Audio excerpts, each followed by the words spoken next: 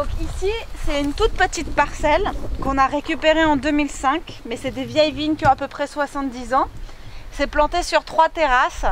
C'est tout petit, ça regarde le sud et en fait, l'appellation Cornas, le village, il est à 100 mètres au-dessus du niveau de la mer et en haut, on est à 400 mètres. Donc il y a quand même 300 mètres de différence entre le bas et le haut.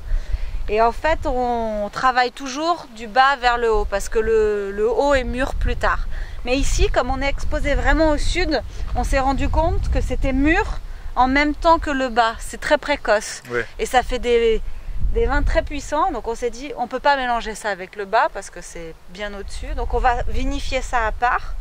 Et en fait, en vinifiant à part, on s'est rendu compte que ça faisait vraiment quelque chose d'incroyable. Donc on a créé une cuvée spéciale en 2005 qui s'appelle le Vallon de l'Aigle parce que comme c'est entouré de forêt, il y a souvent des petits aigles qui viennent chasser les lapins, les rats. He had white horses and ladies by the score, all dressed in satin and waiting by the door. Donc on vinifie ça à part et les grands millésimes, on fait une cuvée. Quand c'est pas un grand millésime, on fait pas. Donc on a fait 2005, 2007, 2009, 2010 et 2013. On n'a pas fait 12, on n'a pas fait 11, on n'a pas fait 8, on n'a pas fait 10. Ooh, what a lucky man he was. Ooh, what a lucky man he was. Ouais, donc ça c'est vraiment ici, ça c'est le cœur de Cornas. C'est ça, moi c'est ça que j'aime dans cette appellation, c'est qu'on a des parcelles qui sont toujours au milieu de la forêt, il faut traverser. Ah ouais, c'est très bien. Et en fait, Cornas, aujourd'hui ça fait 120 hectares, mais à la fin du 19e siècle, ça faisait presque 200 hectares, mais ça a été beaucoup abandonné parce qu'avec la crise du phylloxéra, et puis aussi avec les guerres, la Première Guerre mondiale et la Seconde Guerre mondiale, en France il y a beaucoup d'hommes qui sont morts, surtout à la Première Guerre mondiale. Donc du coup, beaucoup de choses ont été abandonnées parce que c'est des coteaux qui sont très difficiles à travailler. Et quand les gens ils ont recommencé à cultiver la vigne au XXe siècle, ils ont préféré aller sur la plaine. Donc c'est là que c'est beaucoup développé Creuse-Hermitage parce que c'est plus facile à travailler. Et tous les coteaux ils ont été abandonnés. Oui. Et aujourd'hui en fait petit à petit, les vignerons ils se rendent compte qu'on fait des meilleurs vins sur les coteaux que dans la plaine.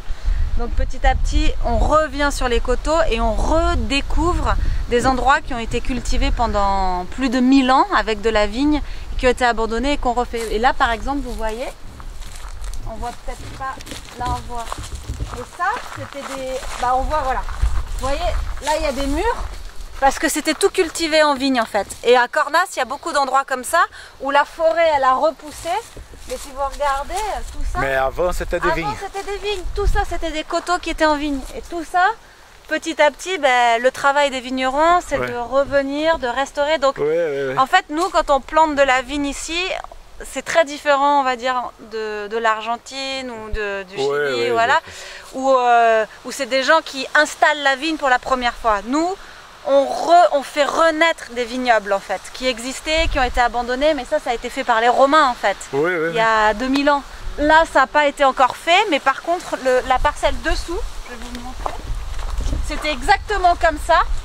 Et il y a un peu moins de 10 ans, on a commencé à couper les arbres pour tout restaurer et tout replanter. Et là on a fini cette année, enfin l'hiver dernier.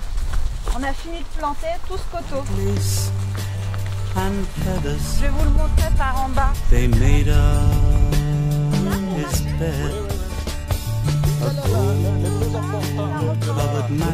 On va descendre juste là, on va faire le tour par là et remonter là-bas.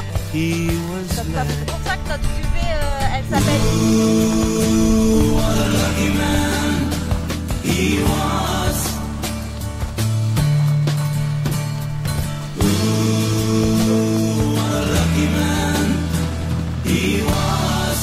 Donc tout ça c'est des anciennes terrasses qui avaient été complètement abandonnées, recouverte par la forêt. Et c'est ma mère qui, en marchant dans la forêt, s'est rendue compte qu'il y avait des terrasses, qui a tout commencé à couper les arbres, à remettre et à replanter de la vigne.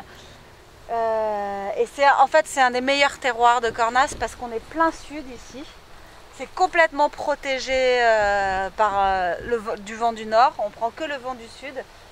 Il fait très chaud en été, ça, voilà. Et on a fini de planter. Les vignes qui sont en bas, elles ont été plantées au mois de février. Donc c'est les dernières. Pour planter tout ça, on a mis presque 10 ans. Et ça fait moins d'1 hectare. Donc voilà, c'est beaucoup de travail. Sur les murs, on a dû restaurer parce qu'il y en avait beaucoup qui étaient cassés. Donc on voit, il y a des pierres qui sont un peu plus grises.